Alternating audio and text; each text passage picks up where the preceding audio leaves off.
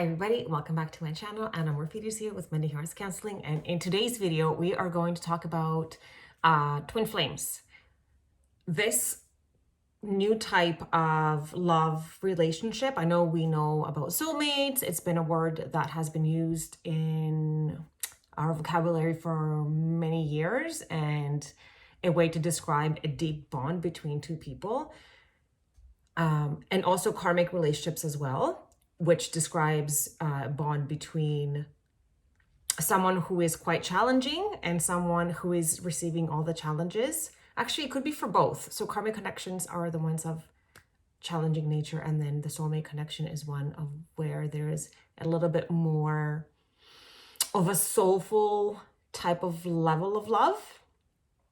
And then what we have been experiencing lately, or in particular in this lifetime and this particular period called the age of Aquarius in the spiritual world, is the twin flame journey. So twin flames are also a type of relationship where there is a masculine and a feminine energy that, according to even Plato's philosophies back in the day, describe when the Big Bang Theory happened and masculine and feminine energies were separated and the souls were traveling throughout the universe on their own. And now the masculine and the feminine energies have come so far off from what they were meant to be that it's time for them to reunite. So when you encounter your twin flame in this physical form, in his or her physical form in this particular lifetime, the chances that you're going to get triggered and you're going to feel a yearning for that person are going to be extremely high. And the reason why you're yearning for that person so much is because they represent that side of yourself that you have no longer with you. So for example, for me, I was very much in my masculine energy this entire period of my life, all the way up until my 40s. And the feminine part of me had been completely squished just through intergenerational patterns and beliefs, and just the way that my culture was shaped. So that feminine part of me of receiving was non-existent. All I ever knew was to give, be, and then never being able to bathe in my feminine energy and be able to receive goodness from anything. So the opposite would happen for the masculines, because masculines were not necessarily encouraged to be in their feminine energy. There's so much pressure for them to provide for their family and not talk about their emotions and things as such. So it is of no wonder that now when we meet our twin flame, we get triggered, or they become a catalyst for us being basically slapped in the face with things that we want to change about ourselves. And all of a sudden that's bothering us. We're bothered, we feel unhappy, we feel angry, we feel sad, we feel upset. And we think that that person, our twin flame, our catalyst who's triggering all this, is the answer to happiness, but that's not true. They are just there to show you that you need to get to that other half of yours.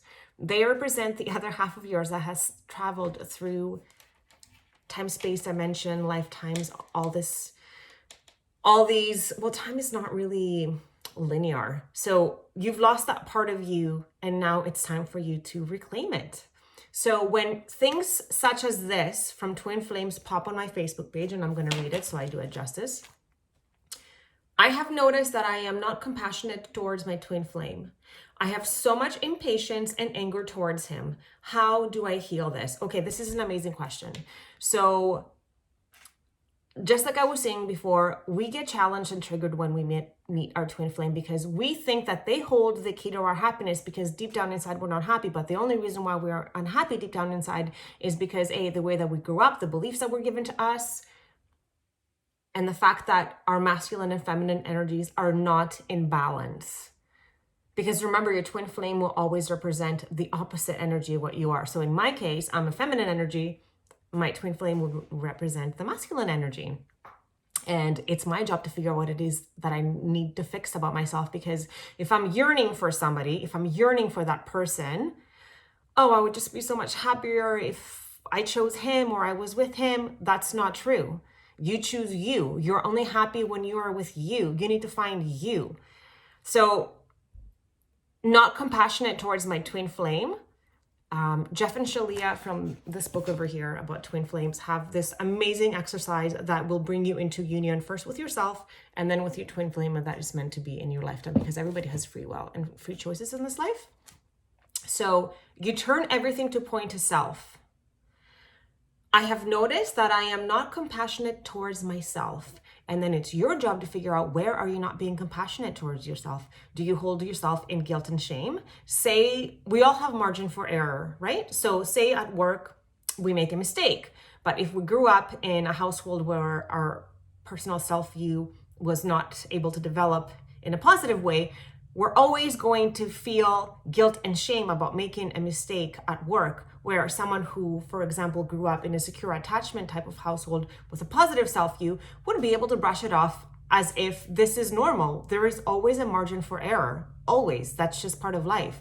So depending on how you grew up, then you interpret that mistake as, I'm such a loser, I suck, I'm awful, or, oh well, I'll do differently next time. I learned this doesn't work, so I'll just do it differently next time.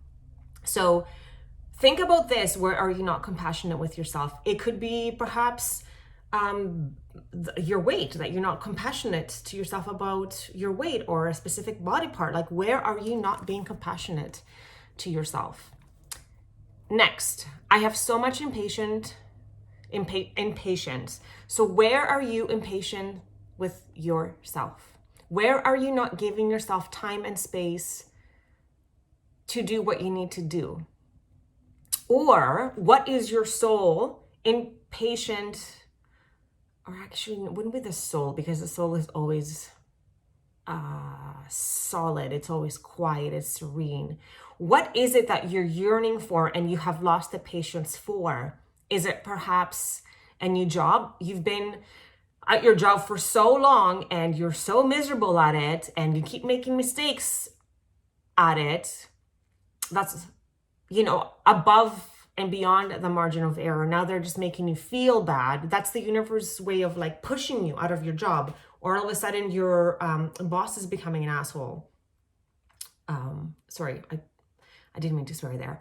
Your boss is becoming challenging. Then that's the universe's way of telling you, you need to get out. So maybe somewhere you're not, like, yourself is so impatient with you because you're not taking that step to leave your job, find something else, because maybe you feel like you're not worth it. So many people say that. They stay in relationships and jobs because they think that they're not going to find something else. That's absolutely ridiculous. There are so many people and job opportunities in this world that it is impossible. Okay, look how many people are on these dating sites. Everyone is looking for somebody. And right now, we're also going through the Great Recession. So if anything, employment is an issue. Like, people are looking for people to hire. So if you want to switch your job, today is probably, or this time period is probably one of the best ones to do it, because there is so much available. Third thing, I have so much anger towards him. Okay, again, where do you have anger towards yourself?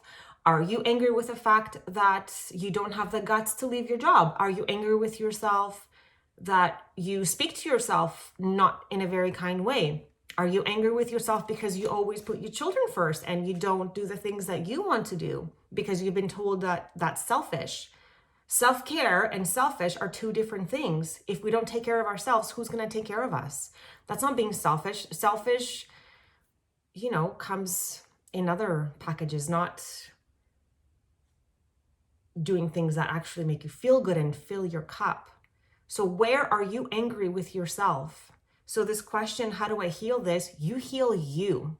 And that's how you're going to heal this. And by healing you, you're going to heal your twin flame as well, because there's always a chaser and a runner. So in this particular time period, the people that resonate with the feminine energy, we seem to be the chasers, because we're the ones chasing for that happily ever after. So it's not necessarily the masculine energy, but it's our self-worth, self-satisfaction, contentment, being content with yourself, self-validation, these things.